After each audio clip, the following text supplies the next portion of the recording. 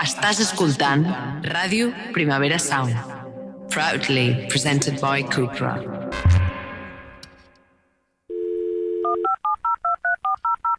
Girl Radio. فتاة الراديو. Rádio Menina. راديو غارو. Ràdio Noia. L'altre dia estava mirant un TikTok. Evidentment, ja ho sabem. Totes les meves frases comencen així. And what about it? O sigui, ja ho hem superat a hores d'ara. A hores d'ara, a aquestes altures de Ràdio Noia, ja sabem que les meves frases comencen amb... L'altre dia estava mirant un TikTok, l'altre dia llegint un Substack.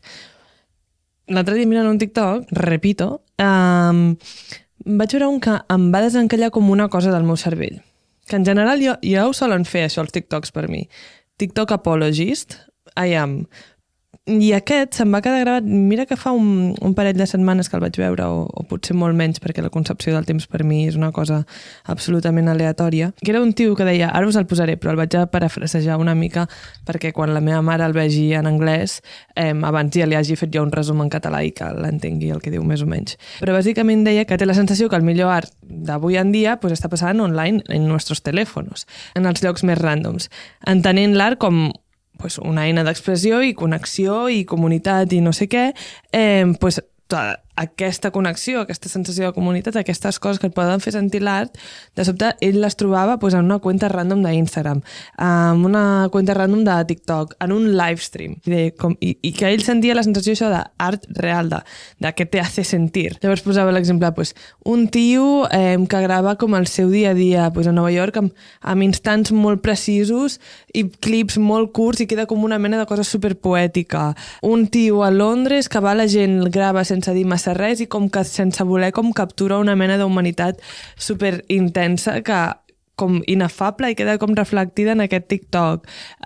Compilacions de coses com digitals, d'intel·ligència artificial, una mica com boges, però que a la vegada són com molt més interessants a vegades que el que pots veure pues, en un museu o el que sigui, sense pues, menysprear l'art d'un museu o el que sigui, però que el que et pot arribar a fer sentir una bona peça d'art, ell pues, a vegades també ho sent com veient un d'aquests posts, no? Llavors deia com, collons, llavors per què no podem considerar com un livestream una peça d'art? No? En plan, depèn d'aquí, no estic dient tot, igual que no tot és art, doncs no tots els livestreams són art, però deia això, llavors com... Al final és com el contingut aquest del que parla és com art per una audiència molt més àmplia, un wide audience, en plan, que a tothom que tingui accés a internet. I com precisament per això sentia que era com més pur, més real, és on ell deia, o sigui, en plan, ell deia, tipus, vaig a buscar la bellesa avui en dia, pues, és aquí, és en aquests llocs, és en aquests racons d'internet. Us poso veure el TikTok i ell s'explicarà molt millor. It feels like to me that some of the best art's happening online in the most random places. If art is just fundamentally a kind of gesture of expression and connection, then some of this stuff I see online on random Instagram accounts, random TikTok accounts, feels like real art to me. It's like a guy in minute detail somewhere in America recording his life. This guy in London goes up to people and just films them. You feel like you see something about people deep. There's these digital, crazy compilation-style videos that feel more interesting than a lot of stuff I see in galleries and museums. There's live streams, you know, why is this not considered to be art? I think that this is an art that's made for a wider audience. It's taken out of any kind of old places where you might normally see art and it's offered up to more people. I think it feels purer, it feels more real, and this is where I look for art these days. De fet, avui mateix m'ha sortit un altre vídeo seu en què en realitat anava una mica amb la mateixa línia d'aquest, que deia com, m'encanta una cuenta d'un tio que diu que sempre porta la moda més up-to-date perquè literalment porta una samarreta que ha ficat Today's Date is, i llavors seria pues, 26 de novembre, i posa Today's Date is 26 de novembre, i és com up-to-date fashion, literally.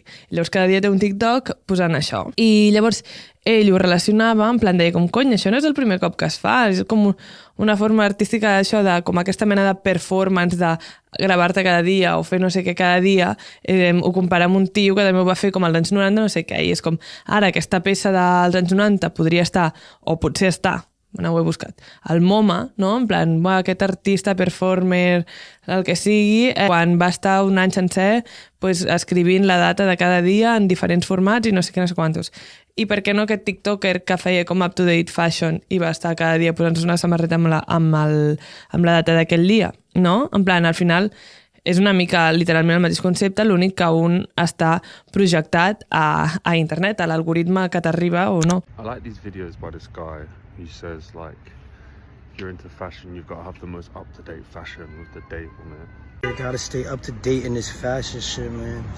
Should be changing dumb fast. You know what time it is. Reminds me of someone who did it first, I guess like 50 years, 60 years before or something, On Carrara, this Japanese artist who spent a lot of time in America.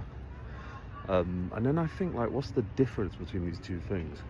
Is it just because one of them did it before the other one that it means more?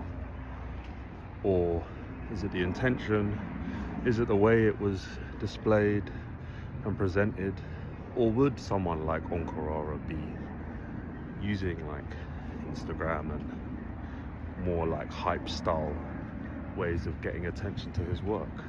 I don't know. Al final és una mica això, no? Jo crec que ja estem en un punt, de la mateixa manera que als 90 pues, l'art urbà és com, és brut, els grafitis són horribles i no sé què i tal, si no estan com dins de les coses com institucionalitzades, com ens és difícil de concebre com a art, però a poc pues, podem anar trencant barreres, pues ara pues, es considera art urbà pues, grafitis, murals, no sé què, no qualsevol, però quan hi ha un criteri artístic i quan hi ha un criteri estètic, pues sí que es pot considerar art, tot i ser un grafiti, tot i ser un mural, tot i ser un TikTok, tot i ser un livestream, no? En plan, llavors com crec que ja estem en aquest punt en què l'art digital podria començar a tindre com aquest criteri de canonitzar-se d'alguna forma, algunes formes, que segur que hi existeix, però no em refereixo a fer art amb Paint, bueno, que també pot ser, però ja m'esteu entenent, segur que hi existeix, però crec que no acabem d'arribar allà, i aquest tio m'ha fet pensar en això, i a la vegada com també m'ha despertat un agòbio que jo tinc. Jo crec que cadascú té com una mena d'agòbio personal, i el meu agòbio personal és que crec que hi ha moltes peces molt importants que surten cada dia, que es perden en l'algoritme. Saps com si et diguessin com que quan Leonardo da Vinci va fer la Mona Lisa com que s'hagués perdut, que ja sé que la història de la Mona Lisa és que no era tan important fins que la van... Bueno, és igual. Que Miquel Àngel, quan va fer el David de Miquel Àngel, pues, s'hagués perdut allà entre 4 pedres i no sé quantos. Saps què vull dir? Com que em fa molt agòbio, molt de vèrtic, pensar que moltes peces que podrien ser superimportants per al desenvolupament de la humanitat, per al desenvolupament de l'art, de la cultura, de coses com a societat, es perdran en l'algoritme, perquè és impossible captar-ho tot. Hi ha una sobreproducció en aquesta democratització extrema, que és la hiperconnexió. Uau! Quantes més paraules pots dir en una frase perquè la gent es perdi i no entengui res del que estàs dient? Pues unes quantes més, però vaig intentar com explicar-me una mica més. Com que la qüestió del meu agobi és que la democratització extrema que ve d'internet mata una mica la possibilitat de que mai tinguem un cànon una mica realista del que està sent aquesta nostra generació. Les peces que puguin arribar a ser com representatives d'aquest temps, per mi serà en plan sí, però no. En plan, no, és impossible de saber-ho, saps? Necessito saber-ho tot. I no podré saber-ho mai tot i no podré triar quines mereixen passar en aquest cànon i quines no, perquè l'àmplia majoria hauran quedat perdudes en la immensitat. And I think that's beautiful, too. En plan, aquesta mena de voluntat com de mena de Déu, en plan, no som déus com per poder capturar tota la bellesa en les nostres mans, llavors com està bé que se'ns escapi la majoria de la bellesa i la perdem. Crec que també té un punt poètic, però m'agòbia. I això és el que els dic als agòbios personals, com cadascú té un agòbio absurd, en plan, per què t'agòbia això? En plan, what about living i callar una mica un rato? Però fa molta gràcia, crec que cadascú té una mica la seva pròpia paranoia, que no té cap mena... O sigui, que sí que té un sentit, però no tindria per què preocupar-te tant. El de la meva amiga Carlota, me'n recordo que un dia estàvem parlant i vaig pensar, clar, aquest és el teu agòbio personal, és que els seus fills no tindran... O sigui, sí que tindran, però tindran mails molt llargs perquè s'hauran acabat els users, com si diguéssim. En plan, ara s'hauran de dir marvallverdo 1840.000 caràcters @gmail.com. I això com l'agobiava molt, no? En plan, que es quedessin sense. És un agòbio absurd, però no vol dir que no tingui raó. Però tornant al meu agòbio, que és el que importa, que per alguna cosa això és Ràdio Noia i no Ràdio Carlota, també és un agòbio el meu una mica més absurd, perquè no és intrínsec només del 2025, no? O d'aquesta època, perquè a qualsevol època pues, pots dir tot el que s'ha canonitzat o tot el que ha arribat a ser pues, un gran exemple pues, de la literatura d'una època o de l'art d'una època o del que vulguis cultural d'una època. També pots dir i com ho saps que això és el millor i no una altra cosa que potser era, jo que sé, d'uns camperols que vivien en un bosc i es va cremar la seva casa i allà hi havia una mena de Don Quijote millor que el Don Quijote i mai es va poder arribar a llegir ningú, per tant, com podem saber que el Don Quijote és el més important? Bueno, que sí, però igualment, encara que això sigui una paranoia constant al llarg de la humanitat, crec que ara estem en la versió més extrema, perquè tothom té molt abast aquestes eines per poder fer art, per poder...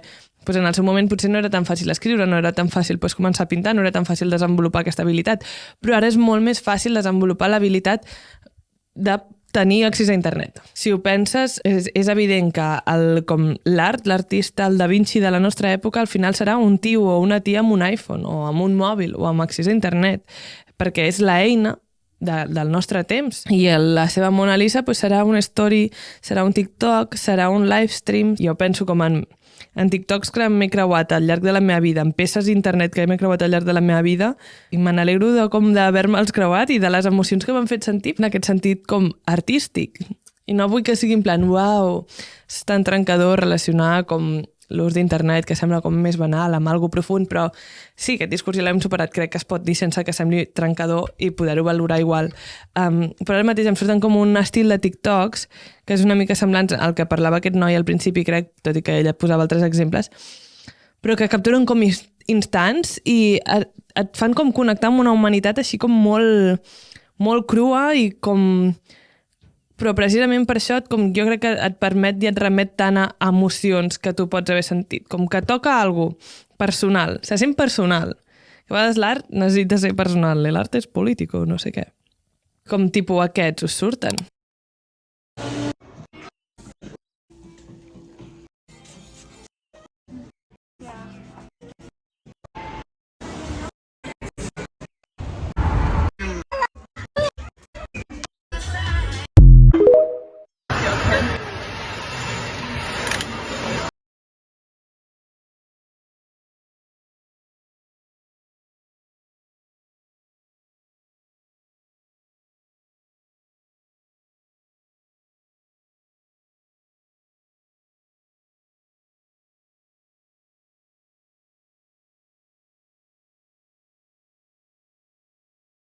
A tot això, buscant aquests TikToks i pensant en quins són els TikToks que últimament m'han emocionat i pensant com en la creació d'un cànon artístic de la nostra generació que també inclogui peces digitals o peces creades al món internet, al món algoritme, pensava com, clar, hi ha grans imatges de la nostra generació que formen part d'un imaginari col·lectiu. Saps, com la mateixa manera que l'Àngel Novus de Paul Klee, que és molt feo, sempre ho dic. Representa un moment històric, representa un moment social concret, a partir de la imatge ja fas com referència a tota una col·lectivitat històrica. Hi ha imatges que jo crec que refereixen a una col·lectivitat històrica nostra.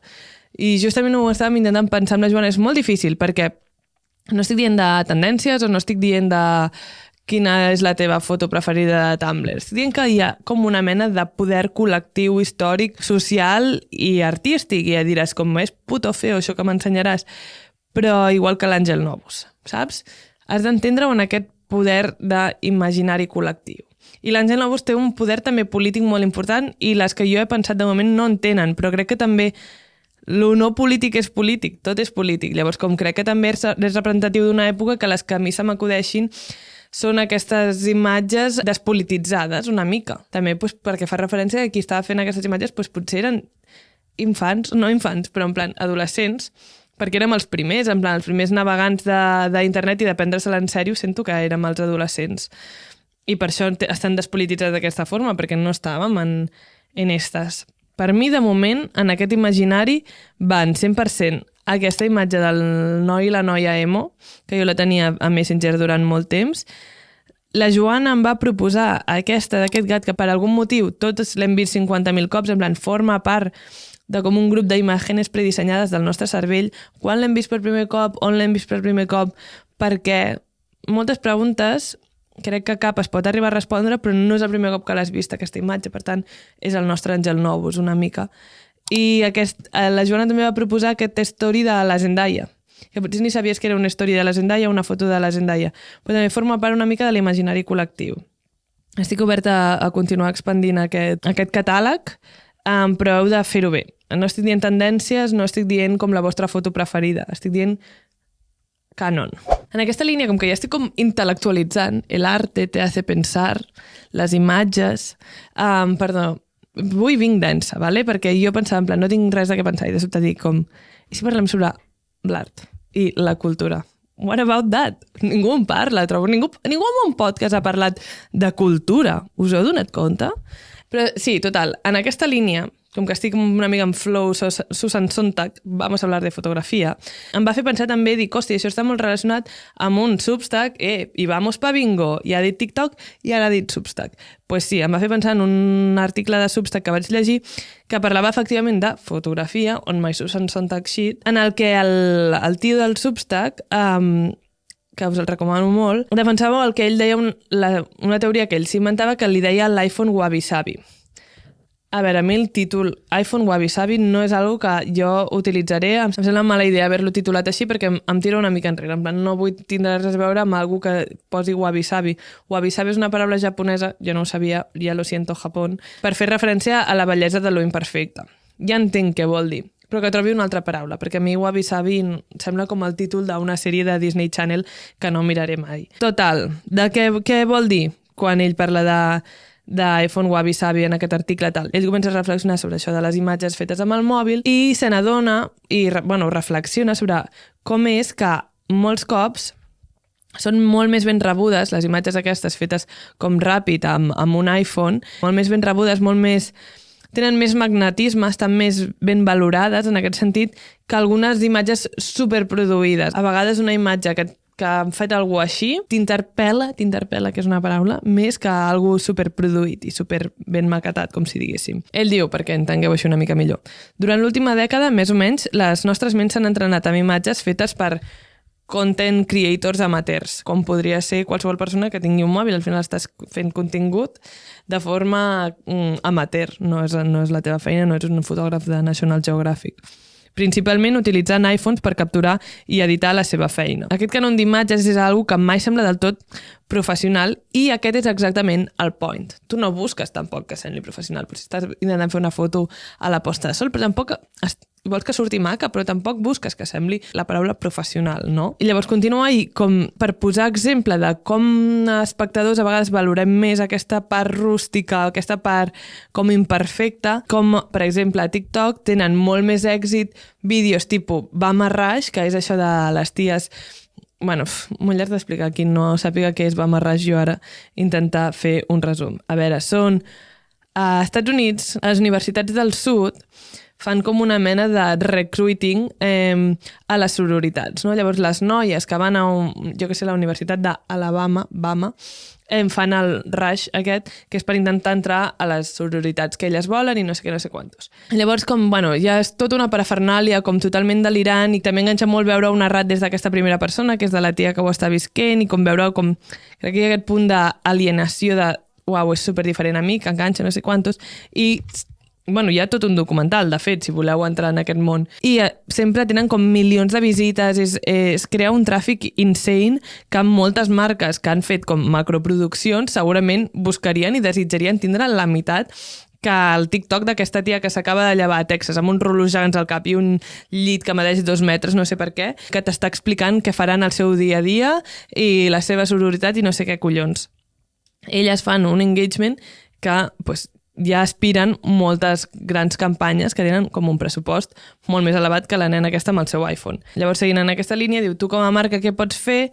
En comptes de lluitar contra això, el que pots fer és adaptar-te. Llavors posa l'exemple de l'OEB, que en comptes de fer grans campanyes multimilionàries, el que feia era com contractar a creadors de contingut que ja tenien aquest tràfic de forma natural amb els seus continguts self-made, ells ja els hi pagaven perquè fessin aquest contingut self-made amb una mica de promo de l'OEB, no? Ensenyant el bolso, fent no sé què.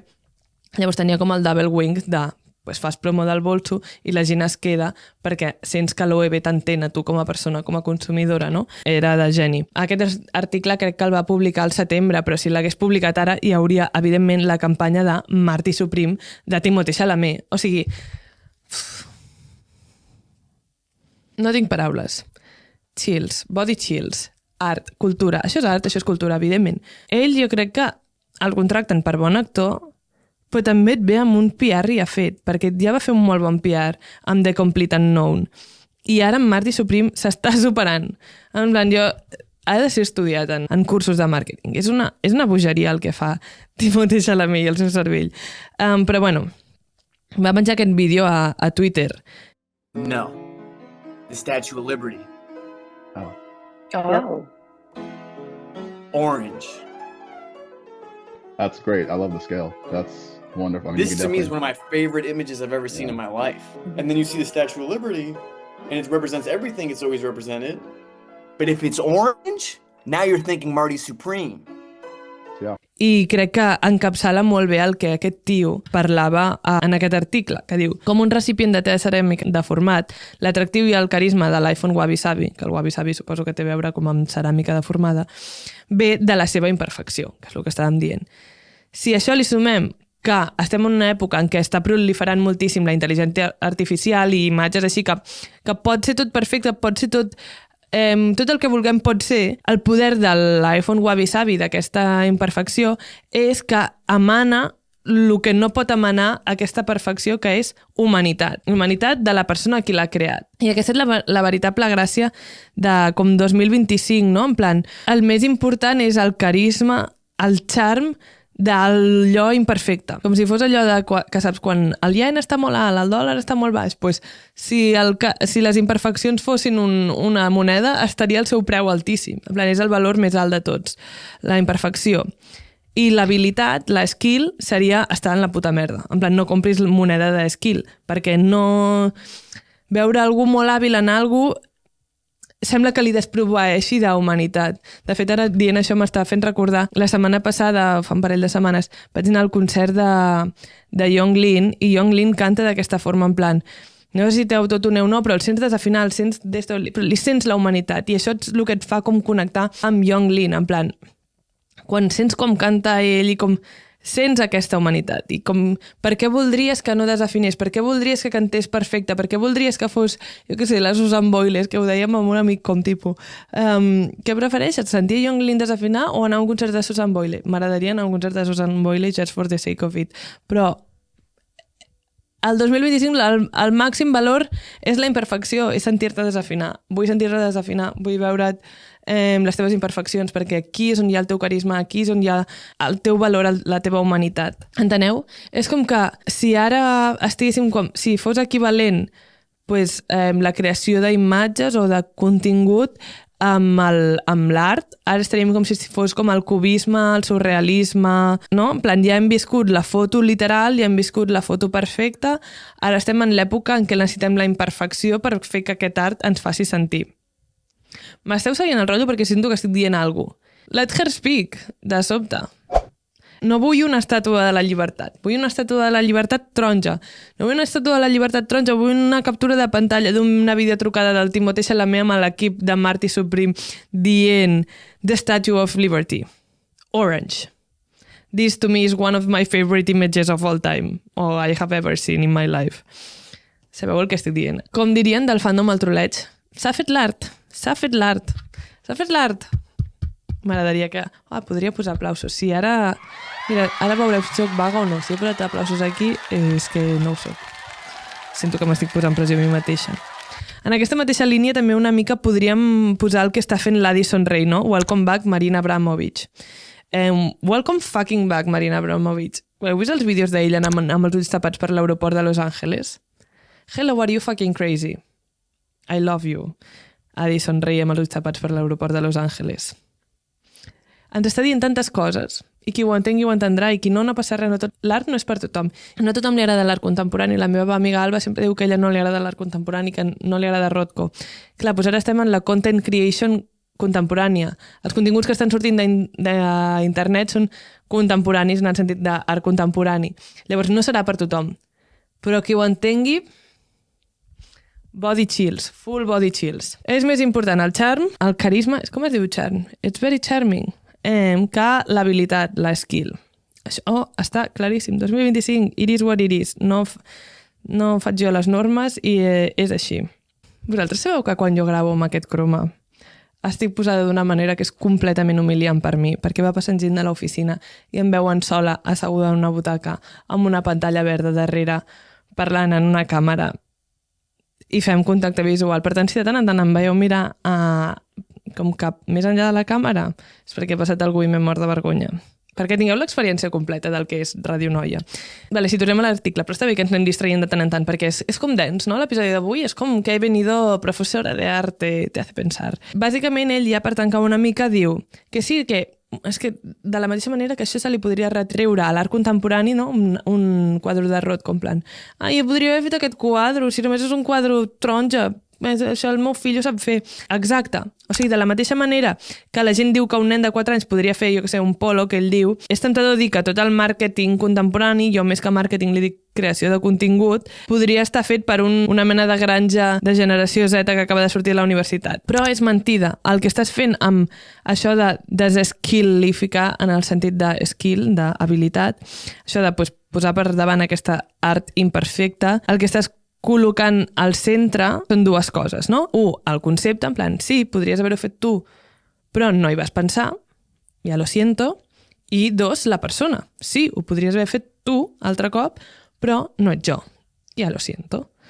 I és així com, tant si penses en un Pollock en un Rothko o amb la Dyson rient amb els ulls tapats per l'aeroport o en un TikTok d'un tio posant una samarreta, outfit of the date i que hi hagi la data del dia. Sí, podries haver-ho fet. Tot això ho podries haver fet tu. Però oi que no ho has fet i ho ha fet algú altre? Doncs gaudeix. Jo pensava com, no, hi ha una persona que està molt avançada al seu temps i sap greu perquè és un personatge criticable com tots els artistes al llarg de la història, però una persona que porta defensant de manera involuntària o potser inconscient aquest discurs des de 2015, ¿vale? Es va publicar el 2015 i és el llibre de Selfish de la Kim Kardashian, ¿vale?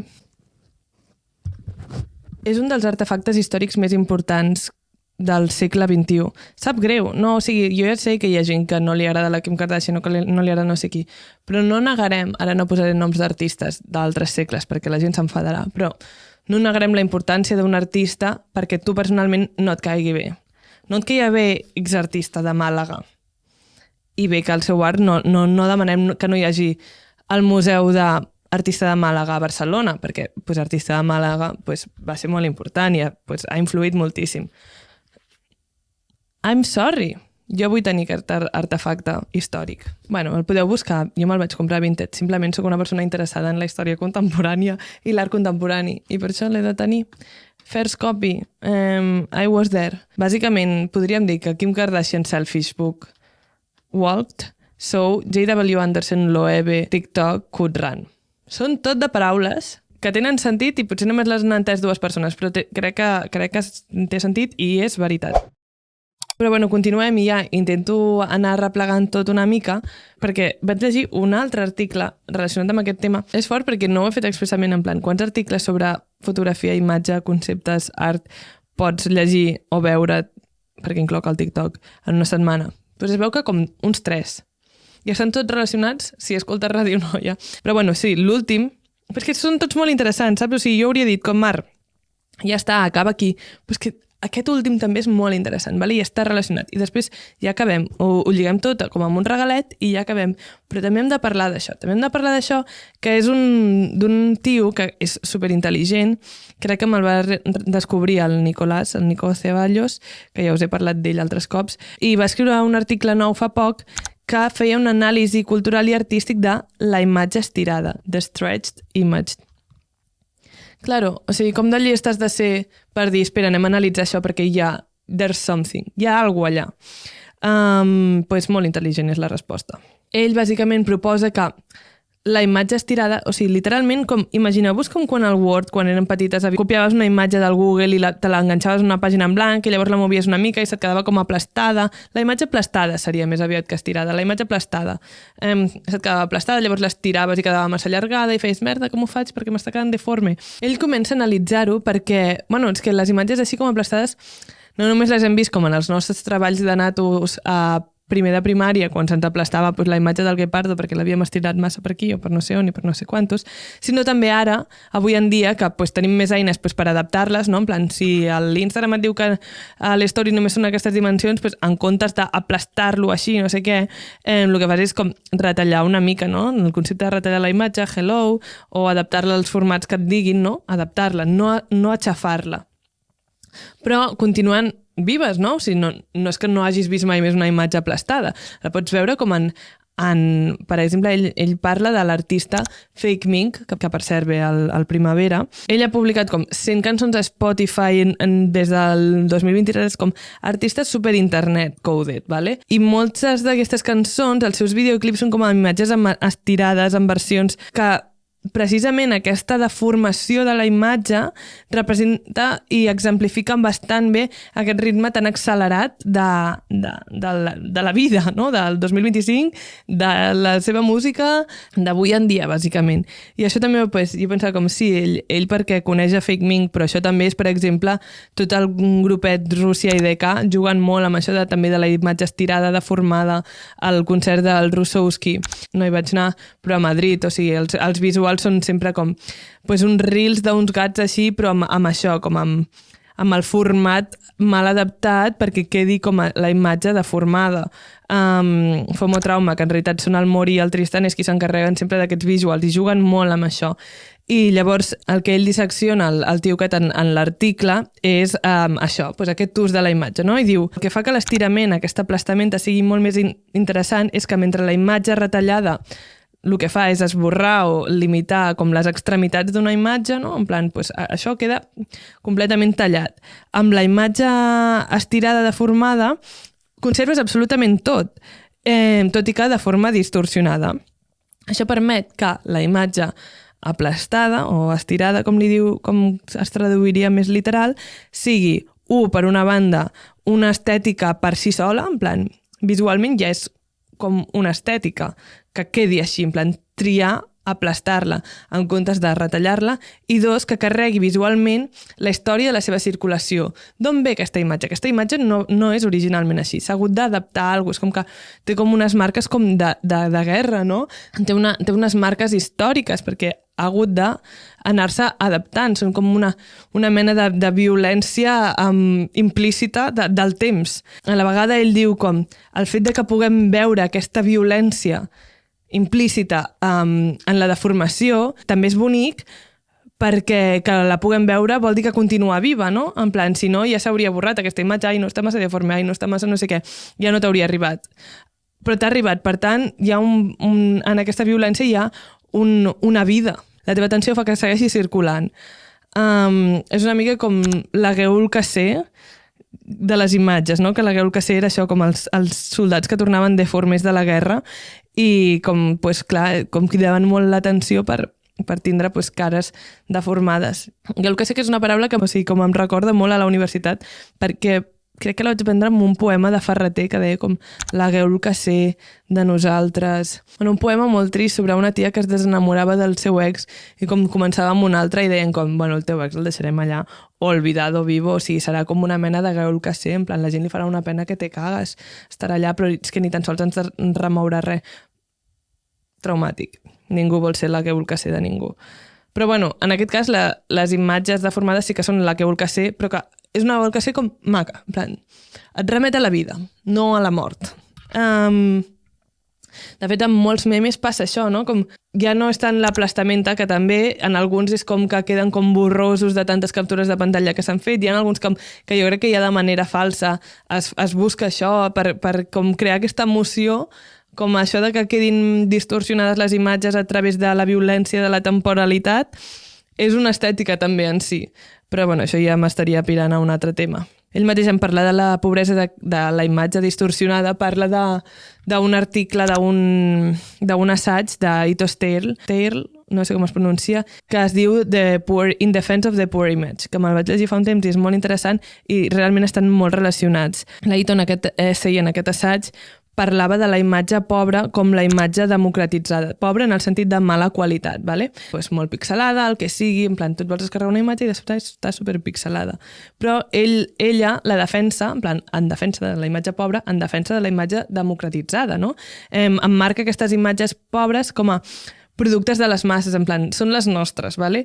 Són compartides per persones que pues, estan excloses de les institucions culturals d'elit. En plan, potser pues, Prado té la versió del Guernica full HD i tu de sobte només tens una marca d'agua, que ja imagino que el Prado té en obert una versió en HD perquè sí que està democratitzada pues, un nivell de cultura. Però potser algunes molt específiques d'algun altre lloc o d'alguna altra cosa que busquem pues, no la trobarem amb tanta alta qualitat com pues, potser només formen part dels arxius d'algunes institucions, d'alguns museus o de no sé què. I aquesta imatge pobra pues, el que acaba fent és pues, prioritzar la col·lectivitat per sobre l'autoria, no? No només és de l'autor, és de tots, encara que nosaltres tinguem una versió mierda. Pues mira, almenys tenim la versió mierda, però col·lectivament la tenim perquè this is democràcia.